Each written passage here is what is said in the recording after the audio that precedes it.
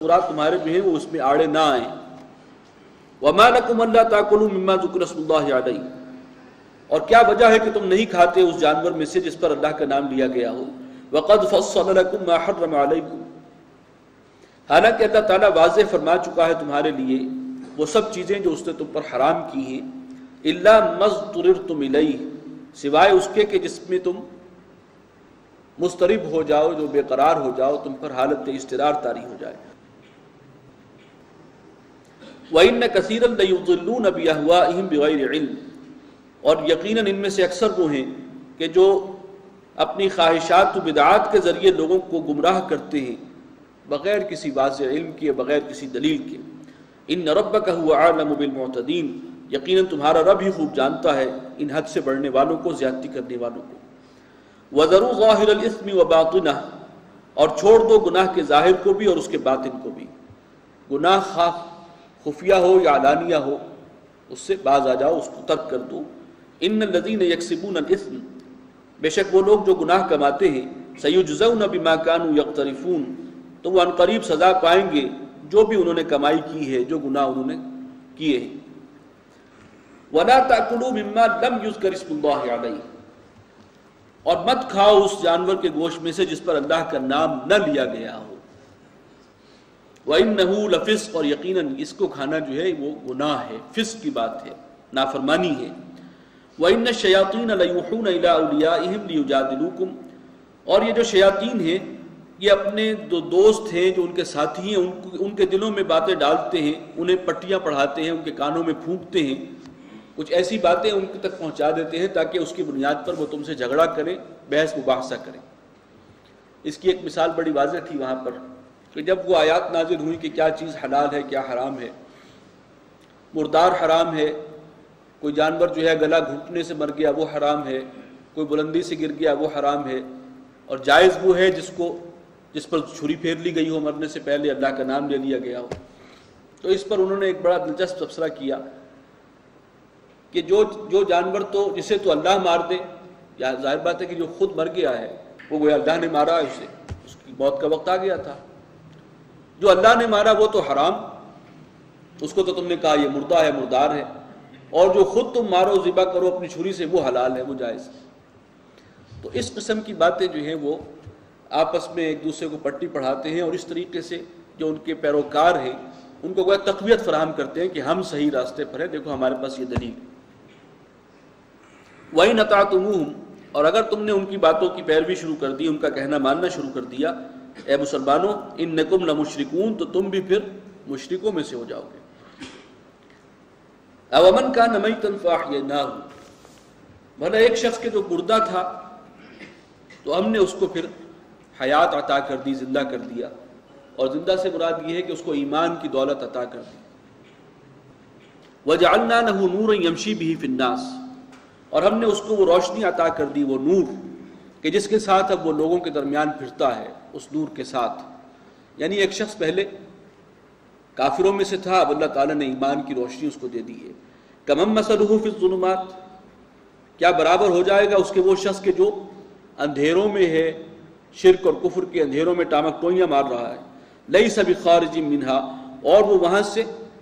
نکل نہیں پا رہا کسی طریقے پر بھی۔ کذالک زین للکافرین ما کانوا یعملون، اسی طرح مزین کر دیا گیا ہے کافروں کی نگاہ میں ان کے اعمال کو، جو بھی حرکتیں جو عمل وہ کرتے ہیں وہی انہیں بھلا نظر آنے لگتا ہے۔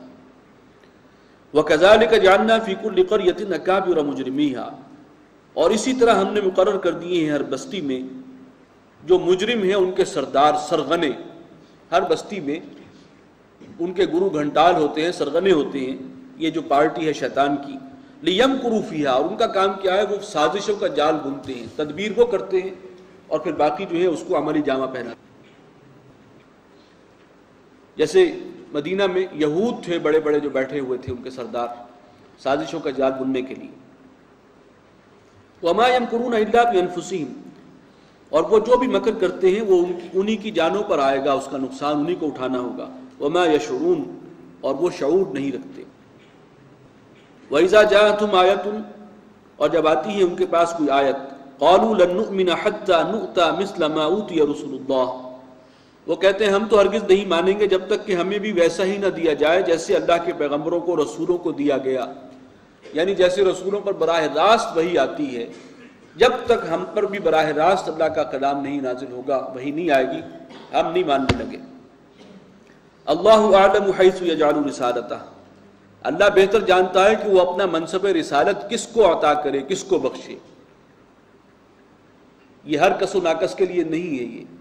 یہ تو بہت پاکیزہ نفوس ہیں، چنے ہوئے ہیں جن پر اللہ کی وحی اترتی ہے۔ سیصیب الذین اجرموا صغار عند اللہ، ان قریب ان لوگوں نے جنہوں نے جرم کیا ہے انہیں پہنچے گی ذلت و رسوائی اللہ کے ہاں، وعذاب شدید بما كانوا یمکرون، اور سخت سزا بھی، عذاب بھی ان کو ملنے والا ہے، اور یہ سارا بدلہ ہے ان کا وہ جو سازشیں کرتے رہے اور مکر اور تدبیریں کرتے رہے مسلمانوں کے خلاف۔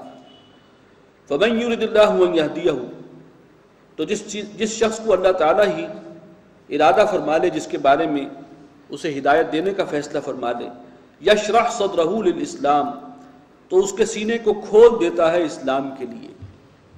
یہ شرح صدر جو ہے کسی کام کے لیے حاصل ہو جانا، دل میں انشراح کا ہو جانا کہ ہاں یہی کام کرنے کا ہے، یہ بھی اللہ کی طرف سے ایک عطا ہوتی ہے، اور جس کو اللہ تعالیٰ ہدایت دینا چاہتا ہے اسلام کے لیے اس کا دل کھل جاتا ہے، اسے پھر ہر چیز محسوس ہوتی ہے کہ ہاں میرے اپنے دل کی آواز ہے۔ وَمَن يُرِدْ أَن يُضِلَّهُ، اور جس کے بارے میں اللہ تعالیٰ فیصلہ کر لے، ارادہ کر لے اسے گمراہ کرنے کا، يَجْعَلْ صَدْرَهُ ضَيِّقًا، وہ اس کے سینے کو تنگ کر دیتا ہے، گھٹن پیدا کر دیتا ہے، حرجاً انتہائی تنگ، كَأَنَّمَا يَصَّعَّدُ فِي السَّمَاءِ، گویا کہ وہ بڑی مشقت کے ساتھ چڑھ رہا ہو بلندی کی طرف، آسمان کی طرف۔ یہ اس کی کیفیت ہوتی ہے باطنی۔ كَذَلِكَ يَجْعَلُ اللَّهُ الرِّجْسَ عَلَى الَّذِينَ لَا يُؤْمِنُونَ، اسی طرح اللہ تعالیٰ ناپاکی مسلط کر دیتا ہے، عذاب مسلط کر دیتا ہے ان لوگوں پر کہ جو ایمان نہیں لاتے۔ وَهَذَا صِرَاطُ رَبِّكَ مُسْتَقِيمًا، اور یہ ہے تیرے رب کا راستہ بالکل سیدھا، یہ صراط مستقیم۔ قَدْ فَصَّلْنَا الْآيَاتِ لِقَوْمٍ يَذَّكَّرُونَ، ہم نے تفصیل سے واضح کر دی ہیں آیات ان لوگوں کے لیے جو نصیحت سے فائدہ اٹھانا چاہتے ہیں۔ لَهُمْ دَارُ السَّلَامِ عِنْدَ رَبِّهِمْ، ان کے لیے سلامتی کا گھر ہے ان کے رب کے پاس، وہاں تو سلامتی ہی سلامتی ہے۔ وَهُوَ وَلِيُّهُمْ بِمَا كَانُوا يَعْمَلُونَ، اور وہ اللہ تعالیٰ ان کا ولی ہے، مددگار ہے، پشپناہ ہے ان کے اعمال کے سبب سے، جو نیکیاں انہوں نے کمائی ہیں، جو محنت کی ہے دین کے لیے۔ وَيَوْمَ يَحْشُرُهُمْ جَمِيعًا، اور جس دن جمع کرے گا اللہ ان سب کو، یا معشر الجن قد استکثرتم من الانس، اور اللہ تعالیٰ فرمائے گا کہ اے جنات کی جماعت، تم نے اپنے تابع کر لیا تھا بہت سے انسانوں کو، یعنی وہاں پر جو جمع کیا جائے گا تو جنات بھی شامل ہوں گے، تمام انسان بھی اور تمام جنات، اور پھر ان سے کہا جائے گا کہ تم نے اپنی حدود سے تجاوز کیا اور بہت سے انسانوں کو اپنے تابع کر لیا، اپنا دوست بنا لیا اور اپنے ساتھ جو ہے اس شیطانی پارٹی میں شامل کر لیا۔ وقال اولیاؤہم من الانس، اور ان کے جو دوست تھے، جو ساتھی تھے انسانوں میں سے، وہ کہیں گے ربنا استمتع بعضنا ببعض، پروردگار ہم نے ایک دوسرے کو استعمال کیا، ہم نے ان کی باتیں مانی، انہوں نے ہماری باتیں مانی۔ اور یہ استعمال عام طور پر کیا جاتا ہے جادو ٹونے میں، یہ کالا علم جو ہے، یہ محبوب آپ کے قدموں میں، یہ ساری جو باتیں ہیں یہ کیا ہے؟ یہ شیاطین جن جو ہیں اور یہ انسان، ان کا آپس کا گٹھ جوڑ ہے۔ جو لوگ یہ جادو ٹونا ٹوٹکا کرتے ہیں، جو کالا علم سیکھتے ہیں، وہ انتہائی گناہ کی حرکتیں وہ کرتے ہیں اور شیاطین کو خوش کرتے ہیں، پہلے کبیرہ گناہوں کا ارتکاب کرتے ہیں انہیں خوش کرنے کے لیے، انہیں دوست بنانے کے لیے، اور پھر اس کے ذریعے پھر وہ ان کے ساتھ گٹھ جوڑ ہوتا ہے، اور پھر وہ کچھ غیب کی خبریں اسمانی میں کہ کچھ اچک لیتے ہیں۔ قرآن مجید میں ذکر آئے گا کہ وہ فرشتے جو اللہ تعالیٰ کے احکامات لے کر آ رہے ہوتے ہیں، ان سے وہ کچھ باتیں ادھوری، کچھ ناقص معلومات ان سے اچک لیتے ہیں، اور وہ اپنے جو موکل بیٹھے ہوتے ہیں انسانوں میں سے انہیں آ کے بتاتے ہیں، اور اس طرح یہ سارا دھندا جو ہے وہ چلتا ہے۔ تو یہ سب ہے شیطانی چکر۔ چنانچہ فرمایا وَبَلَغْنَا أَجَلَنَا الَّذِي أَجَّلْتَ لَنَا، ابھی انسانوں کی بات جاری ہے، اور اب ہم پہنچ گئے ہیں اس وعدے کی جگہ پر جو تو نے ہمارے لیے مقرر کر دی تھی، دنیا میں تو ہم نے یہ کیا ہے، اس میں کوئی شک نہیں۔